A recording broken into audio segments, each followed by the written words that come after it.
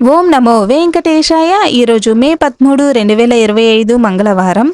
తిరుమలలో ఆఫ్లైన్లో ఇస్తున్న శ్రీవాణి దర్శన టికెట్లు వందల సంఖ్యలో మిగిలిపోయాయి అనేసి చాలామంది సోషల్ మీడియాలో ప్రచారం అయితే చేస్తూ ఉన్నారండి. గత కొన్ని రోజులుగా ఆఫ్లైన్లో పదుల సంఖ్యలో మాత్రమే తగ్గాయే కానీ వందల సంఖ్యలో ఎక్కడ టికెట్లు మిగిలిపోయాయి అనేసి అయితే లేవండి. ఇలాంటివైతే స్ప్రెడ్ చేయొద్దు అనేసి టీటీడీ విజ్ఞప్తి చేస్తూ ఉంది. స్వామివారిని ఈరోజు దర్శనం చేసుకోవాలి అనుకున్న భక్తులకు 10 కంపార్ట్మెంట్లో అయితే భక్తులు వేచి ఉన్నారండి.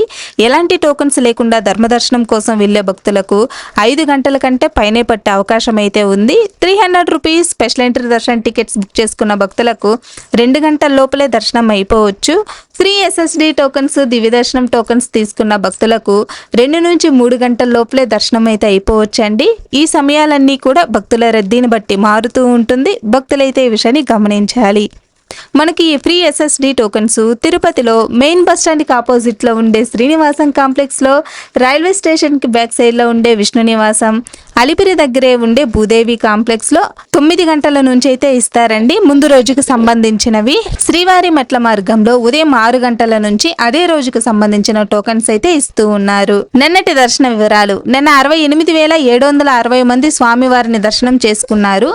27,544 మంది తలనీలాలు సమర్పించుకున్నారు. నిన్నటి మొత్తం ఉండి కానుకలు 3,90,00,000 అయితే వచ్చాయి. ఓం నమో వెంకటేశాయ. సర్వేజన సుఖినో భవంతు.